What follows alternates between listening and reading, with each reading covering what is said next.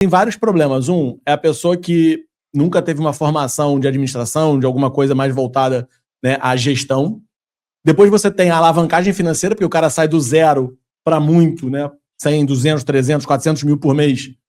Assim, não tem o período de amadurecimento. E depois você tem a liquidez, né? Como a margem é abissal, porque você grava o curso uma vez e você vende ele milhares de vezes, de novo, você tem vários incentivos para a pessoa não querer buscar isso porque ele acha que já deu certo. Né? Né? O que vai acontecer? Cara, tá uma loucura total. E a gente vê claramente, né, como que os negócios digitais vão ser impactados, né? E quando a gente fala da reforma, né, como a gente tem a mudança da reforma mesmo, propriamente dita, a partir de 2027, né? Então, a gente tem esse processo de transição que nós estamos vivendo a partir de 2026, mas para poder inserir as mudanças significativas nas empresas a partir de 2027.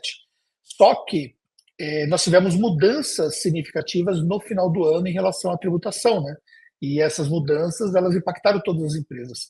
A gente viveu uma loucura sem precedente no final desse ano, porque, infelizmente, o governo desconsiderou todas as possibilidades que seriam possibilidades reais, né, para as empresas se adaptarem com o tempo, e introduziu mudanças, inclusive, que foram decretos assinados até 31/12/2025. Então, ou seja, loucura total. A gente começou o ano e já começou tendo que ajustar muita coisa aí do ponto de vista empresarial, porque quando a gente pensa em imposto, não tem como a gente tirar a associação do imposto diretamente com a lucratividade da empresa, né? Porque se você tem um aumento tributário, isso vai impactar na lucratividade da empresa. Então, esse olhar para o tributário nunca esteve tão latente como nós estamos vivendo hoje em relação às empresas. As empresas digitais não estão fora desse olhar. Não é bem assim. Até porque nós pegamos o boom de 2020, né, o crescimento absurdo que o digital teve por conta da pandemia, né? E aí o que nós vimos, por exemplo, em 2020 em diante, né?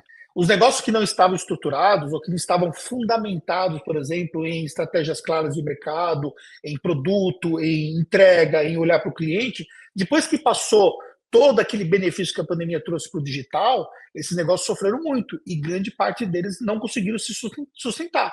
E olhando até mesmo para o digital mesmo, a gente vê quantos players que lá em 2018 eram referências, 2015, quando nós começamos a ter ali um crescimento bem acentuado, né? Época que você também conseguiu alavancar o seu próprio negócio dentro desse mercado, esses players simplesmente subiram. Por quê? Porque não tiveram ali uma aderência à gestão, não tiveram uma aderência a acompanhar as mudanças de mercado e tudo mais. Então, o que a gente percebe é que o digital está caminhando para se tornar mercados mais difíceis do ponto de vista de rentabilidade, mas ainda assim se faz valer de uma rentabilidade diferenciada do que nós temos, por exemplo, numa indústria, no comércio, como eu já citei. Isso é sem sombra de dúvida por conta da alavancagem do próprio digital. A barreira de entrada no digital é muito baixa.